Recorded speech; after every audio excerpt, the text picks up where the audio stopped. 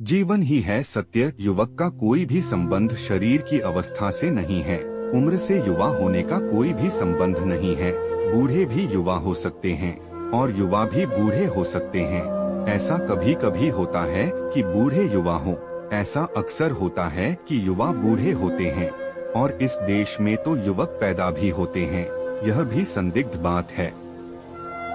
युवा होने का अर्थ है चित्त की एक दशा, चित्त की एक जीवंत दशा, एक लिविंग स्टेट ऑफ माइंड। बूढ़े होने का अर्थ है चित्त की मरी हुई दशा। इस देश में युवक पैदा ही शायद नहीं होते हैं। जब ऐसा मैं कहता हूँ तो मेरा अर्थ यही है कि हमारा चित्त जीवंत नहीं है। वह जो जीवन का उत्साह, वह जो जीवन का आनंद और जीवन का संगीत हमारी हृदय की वीणा पर होना चाहिए, वह नहीं है। आँखों में, प्राणों में, रोए रोए में वह जो जीवन को जीने की उद्दाम लालसा होनी चाहिए, वह हम में नहीं है। जीवन को जिए, इसके पहले ही हम जीवन से उदास हो जाते हैं। जीवन को जाने, इसके पहले ही हम जीवन को जानने की जिज्ञासा की हत्या कर देते हैं। मैंने सुना है स्वर्ग के एक रेस्तरां में एक दिन सुबह एक छोटी सी घटना घट गई। उस रेस्तरां में 3 अद्भुत लोग एक टेबल के आसपास बैठे हुए थे। गौतम बुद्ध, कन्फ्यूशियस और लाओ त्से। वे तीनों स्वर्ग के रेस्तरां में बैठकर गपशप करते थे। फिर एक अप्सरा जीवन का रस लेकर आई और उस अप्सरा ने कहा, जीवन का रस पिएंगे। बुद्ध ने सुनते ही आंख बंद कर ली और कहा, जीवन व्यर्थ है, असार है, कोई सार नहीं।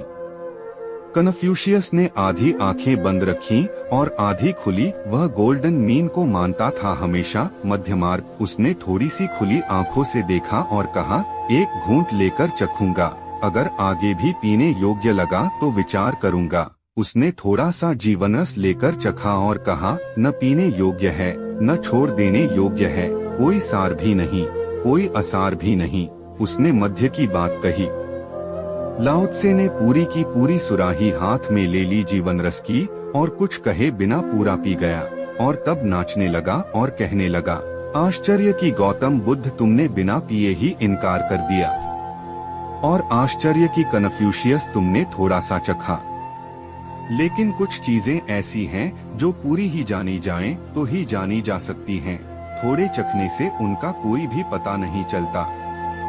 अगर किसी कविता का एक छोटा सा टुकड़ा किसी को दे दिया जाए, 2 पंक्तियों का, तो उससे पूरी कविता के संबंध में कुछ भी पता नहीं चलता।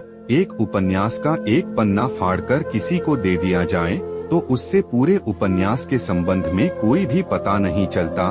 कोई वीणा पर संगीत बजाता हो, उसका एक स्वर किसी को मिल जाए तो उससे उस वीणाकार ने क्या बजाया था, इसका कुछ भी पता नहीं चलता।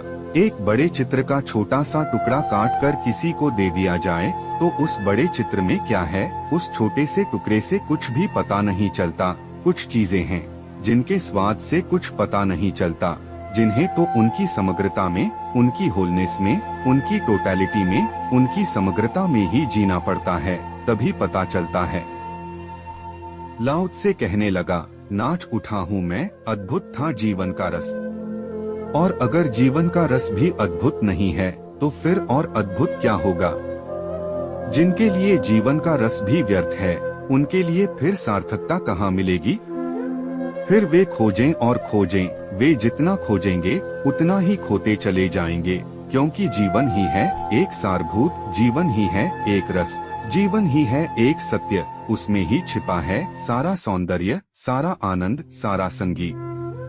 लेकिन भारत में युवक उस जीवन के उद्दाम वेग से आपूरित नहीं मालूम होते और न ऐसा लगता है कि उनके जीवन में, उनके प्राणों में उन शिखरों को छूने की कोई आकांक्षा है जो जीवन के शिखर हैं। न ऐसा लगता है कि उन अज्ञात सागरों को खोजने के लिए प्राणों में कोई उद्दाम पीड़ा है, उन सागरों को जो जीवन के सागर हैं। न जीवन के अंधेरे को, न जीवन के प्रकाश को, न जीवन की गहराई को, न जीवन की ऊंचाई को, न जीवन की हार को, न जीवन की जीत को। कुछ भी जानने का जो उद्दाम वेग, जो गति, जो ऊर्जा होनी चाहिए, वह युवक के पास नहीं है। इसलिए युवक भारत में है, ऐसा कहना केवल औपचारिकता है, फॉर्मेलिटी है। भारत में युवक नहीं है। भारत हजारों साल से बूढ़ा देश है। उसमें बूढ़े ही पैदा होते हैं, बूढ़े ही जीते हैं और बूढ़े ही मरते हैं।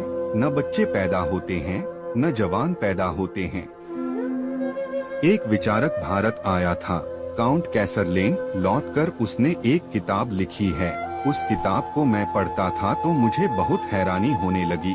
उसने एक वाक्य लिखा है जो मेरी समझ के बाहर हो गया, क्योंकि वाक्य कुछ ऐसा मालूम पड़ता था जो कि कंट्राडिक्टरी है, विरोधाभासी है।